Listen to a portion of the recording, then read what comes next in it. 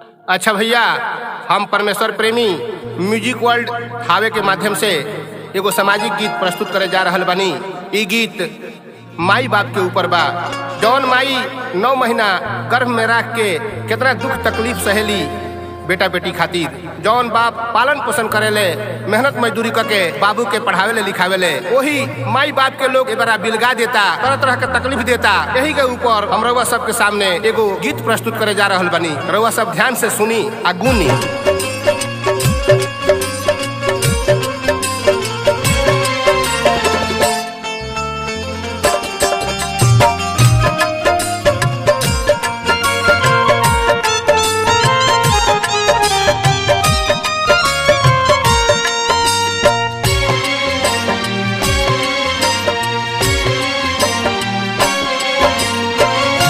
माई भइल तीत मीठ लागली जनाना, माई भइल तीत मीठ लागली जनाना।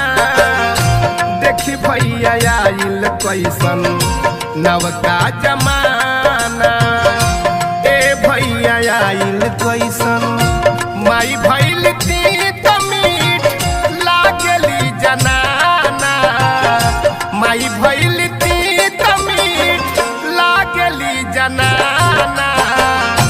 ए भैया आइल कैसन नवका जमाना, ए भैया आइल कैसन।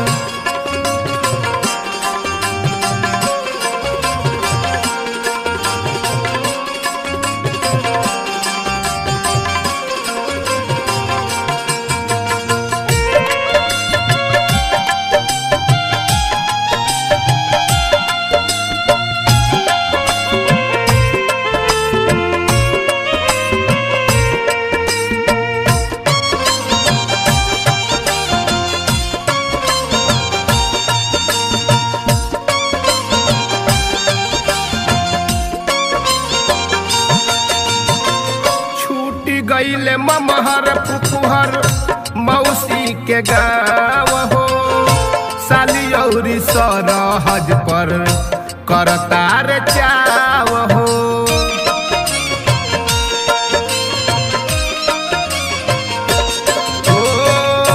छुट्टी गईले ममहर पुपुहर मौसी के गाँव हो, साली औरी सरहज पर करतार चाव हो।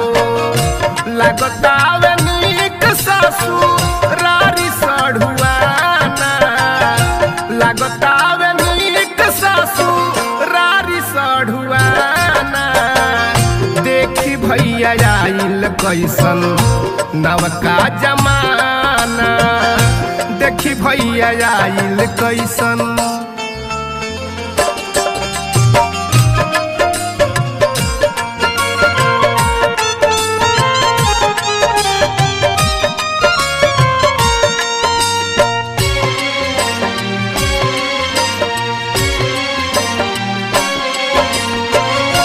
माई बाप के साड़ी धोती फट है भेटाता, मेहरी के सूट साड़ी महंगे किनाता।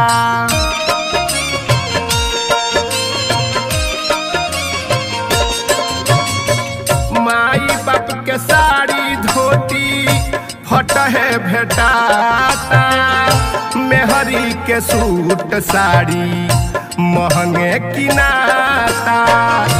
जे जान मावल उहे हो गइल बेगाना, जे जान मावल उहे हो गइल बेगाना। ए भैया आइल कैसन नवका जमाना, ए भैया आइल कैसन।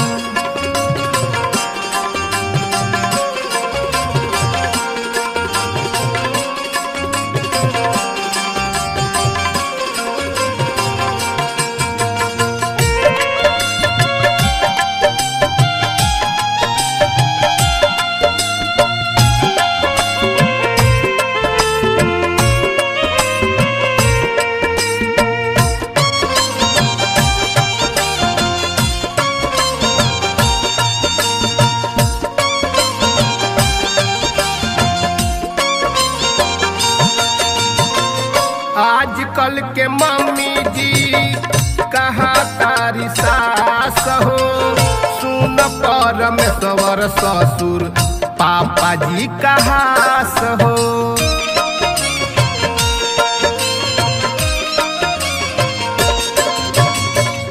आजकल के मम्मी जी कहा तारी सास हो, सुन परमेश्वर ससुर पापा जी कहास हो।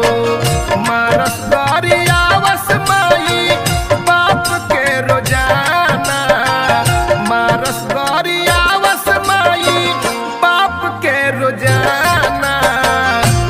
ए भैया आइल कैसन नवका जमाना, ए भैया आइल कैसन माई भइल तीत मीठ लागली जनाना, माई भइल तीत मीठ लागली जनाना।